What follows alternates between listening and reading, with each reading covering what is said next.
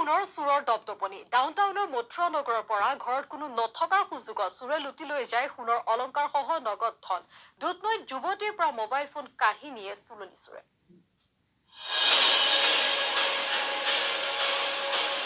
মহানগৰীত চুৰৰ দপদপনি চুৰে লুটি নিলে বহু লক্ষাধিক টকাৰ সোণৰ অলংকাৰ ৭০ জাতীয় সংগঠনে মহানগৰ উত্তাল কৰি তোলাৰ আশংকাত প্ৰতিবাদ দমন কৰিবলৈ নিশাৰে পৰা সষ্টম হৈ আছিল আৰক্ষী কিন্তু যি সময়ত মহানগৰীত নিশ্চিত্ৰ বেহু গঢ়াৰ চেষ্টা চলি আছিল সেই সময়তে খুদ ৰাজধানীৰ সমীপত আৰক্ষীক প্ৰত্যাহ্বান জনালে চুৰে দিছপুৰ আৰক্ষী থানাৰ সমীপতে থকা ডাউনটাউনৰ মথুৰা নগৰত ঘৰত কোনো নথকাৰ অৱস্থাতে চুৰে দুৱাৰ ভাঙি লুটি নিলে কেইবা লক্ষাধিক টকাৰ সোণৰ অলংকাৰ আৰু নগদ ধন খিৰিকীখন খুলি খিৰিকীৰে সোমাইছে মজ পাবলি কাৰণ মেইন দৰ্জাখন মই খুলিব পাৰিছোঁ আকৌ দুখন দৰ্জাটো সেইখন সোমাই আহি দেখিছোঁ বেডৰুমৰ এইটো তলাটো ভাঙা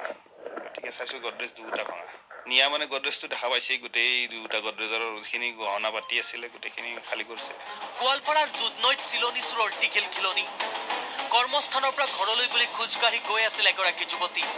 সেই সময়তে যুৱতীগৰাকীলৈ ফোন কল অহাত বেগৰ পৰা ফোনটো উলিয়াই হেল্ল' বুলি কোৱাৰ লগে লগে পিছফালৰ পৰা তীব্ৰ বেগত বাইকেৰে অহা দুৰ্বৃত্তই থপিয়াই নিলে মোবাইল ফোন